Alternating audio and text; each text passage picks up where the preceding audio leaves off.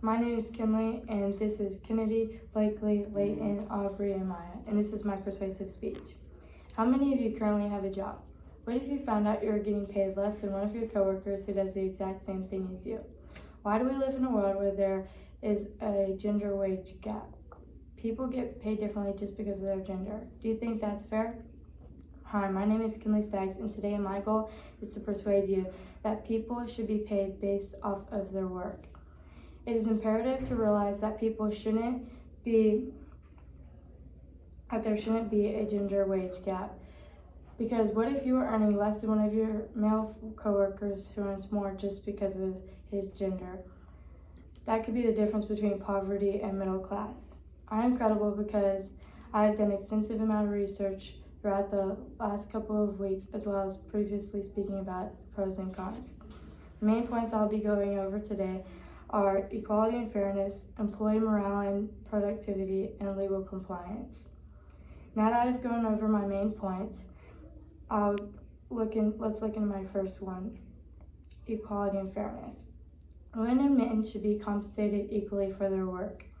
The Equal Pay Act of 1963 states that all forms of pay, including salary, bonuses, and stock options, should be equal. Rose Catter and Sarah Stepp, gender pay researchers from CAP Action 20, report that 60 years after the EPA was signed, women's economic security has vastly improved, with women participating in the labor market at near record rates, and the gender wage gap reducing substantially.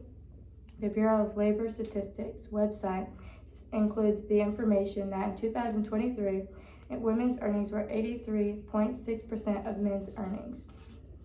As well as keeping the justice system fair, the price of living is going up and the cost of goods, which brings to the forefront how much people are getting paid. Employers should focus on the right person for the job instead of their gender. Bringing me to my next point, employee morale and productivity. Rebecca Cuevas from Bamboo HR, author of Pay Equity versus Pay Equality, says that there is evidence that fair pay may boost company brand's perception while also improving employee morale, performance, and retention. Ensuring your employees are paid market rates and those rates are the same as other employees doing similar work will have a range of benefits, including boosting morale, increasing retention rates, and improving performance. Employees' equability is the best way to attract and retain top talent. Fair wages can also help avoid internal friction, low morale, and employee turnover. If employees find they're being paid differently than for the same responsibilities, which is also supported by Rebecca Cuevas. When employees believe they are rewarded fairly for their work, they are more likely to put an extra effort and pitch into helping their coworkers. This higher level of commitment can lead to better job performance. In contrast, when employees think they're underpaid, they are more likely to look for a new job, and attention costs companies money and valuable intention knowledge. Nadia Staggs had this to say: "The reason I have been with my company for over 20 years is because I believe in pay by performance, and I have been able to work up the corporate ladder because of it. Not only does it help employee morale and productivity, it also protects companies from legal consequences," which leads me to my next point, legal compliance. In Mosey, Alex Cajas writes, the Equal Pay Act, that men and women in the same workplace receive equal pay for equal work. Employers who violate the EPA can face fines up to $10,000 for a violation and 6 months in jail for additional violations.